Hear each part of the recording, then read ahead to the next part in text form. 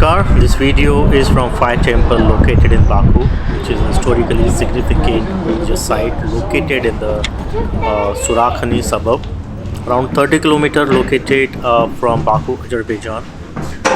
This temple is a castle-like religious temple dedicated to the fire worship, which was historically a common practice in the region.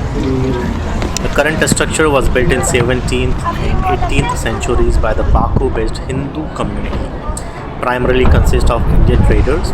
The site is the Zoroastrian roots, with fire being a sacred element in the religion. It was later adopted by rebuilt by Hindu devotees. And in this video, I am going to show you the link that Baku, Azerbaijan has with the Hindu religion. Great, so this video is again another unique video covering from Azerbaijan, and the unique thing is in this video is the language. Right now I am in one of the fire temple. Have a look in, then I'm going to tell you why this is unique.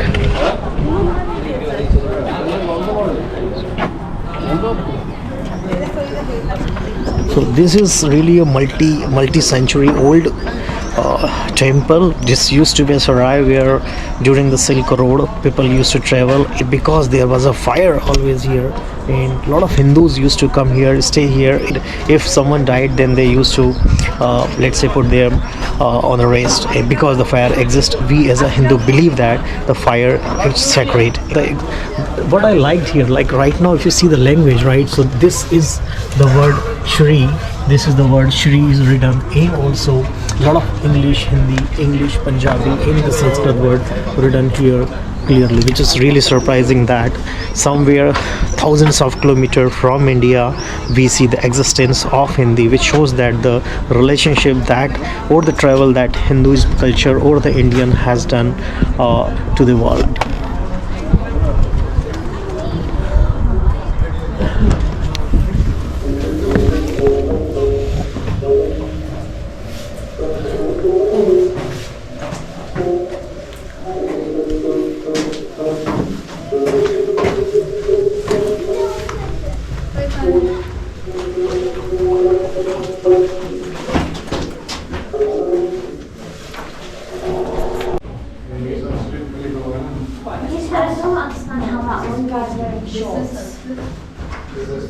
He's going for the beach. Yeah, it must be written somewhere. शुभं करोतु कल्याणं आरोग्यं धनसम्पदा शत्रुबुद्धिविनाशाय दीपज्योति नमस्तुते दीपज्योति परब्रह्म दीपज्योतिर्जनार्दन दीपो हरतु मे पाप दीपज्योति नमस्तुते ॐ त्र्यम्बकाय जामहे सुगन्धिं पुष्टिवर्धनं उर्वारुक्मिव बन्धना मृत्युमोक्षमामृता हरि ओं नमो नारायण ॐ नमो नारायण हरि ओं नमो नारायण हरि ओं नमो नारायण हरि ओं नमो नारायण या कुन्देन्दुतुषारहार धवला या श्वेतवस्त्रावृता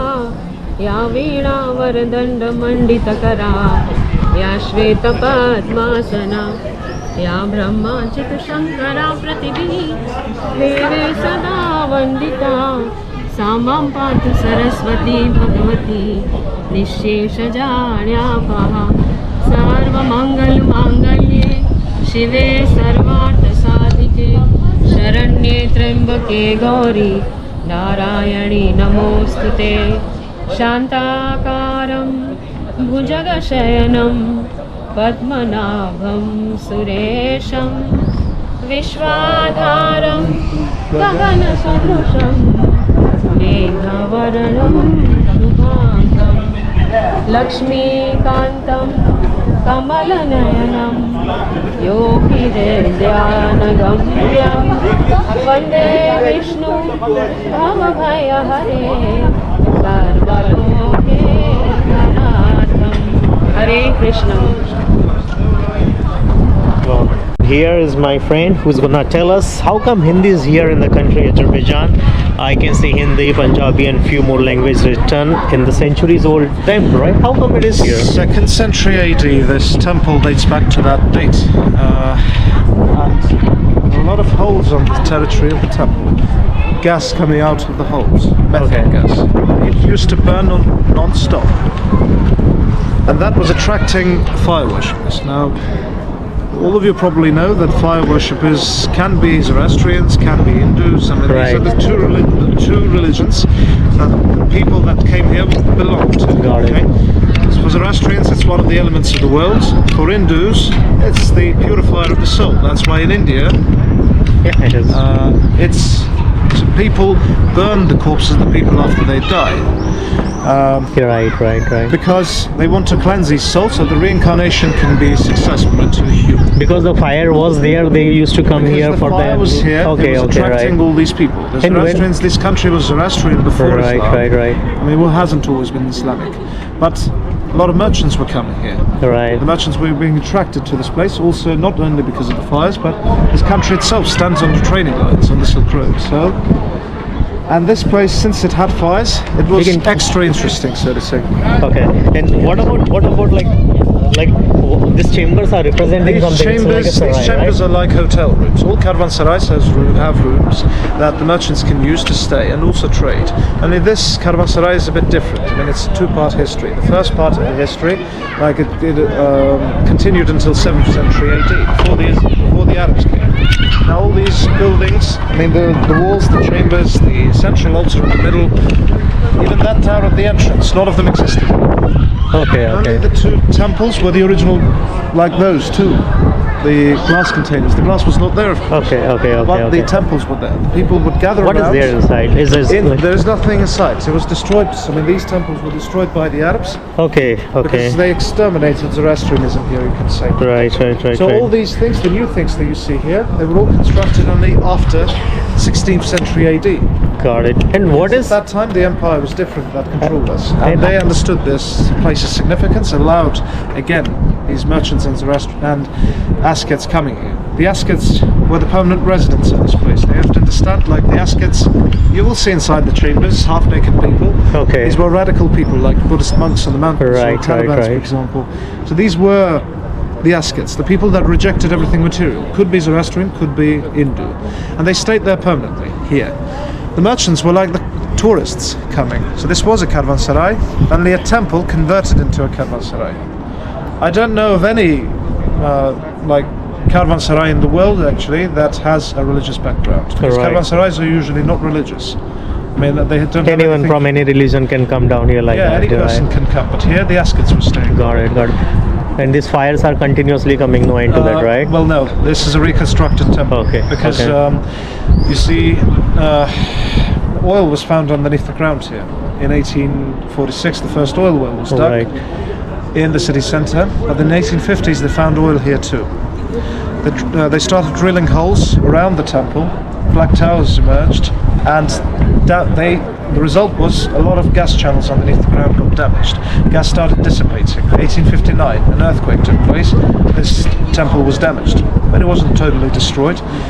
But still, the tectonic plates underneath the ground moved. Right, because of right, that, right. the gas flow was blocked in most of the parts. And then, like in a short time period, most fires went out. Dissipation did the rest. By 1883, all the fires went out, and the last Hindu left this place. And why they left, all of them left, because if there are no more fires, then that means no more sanctity left in this place. That's Okay. at least in their minds it was so. Right. So they all left. And then 1920, the Soviet Union came. The Soviets used this place as a storage facility. Okay. But starting from 1960s, this temple was reconstructed by the efforts of Heydar Aliyev, our president, former president. Okay. And reconstruction started in 1964. The construction of the huge gas pipeline system was finalized.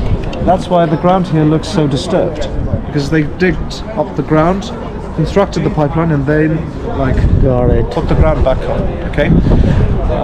1975, this place was open for Soviet tourism, and because the reconstruction finished. 1991, the Soviet Union collapses, and this place was open for foreign tourism. Got it. It's part of the UNESCO. It was included into it UNESCO is in UNESCO. 2007. Really? Yeah.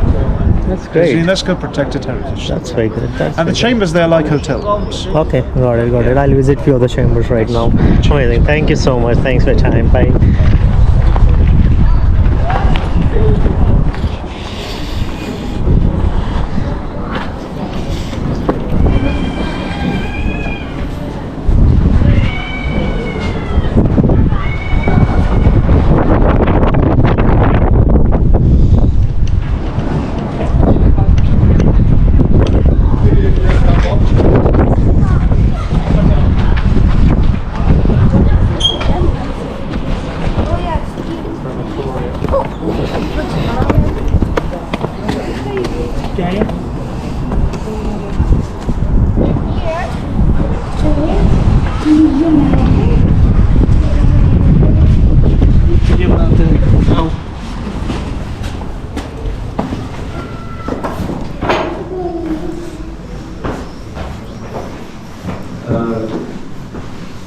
Tut mir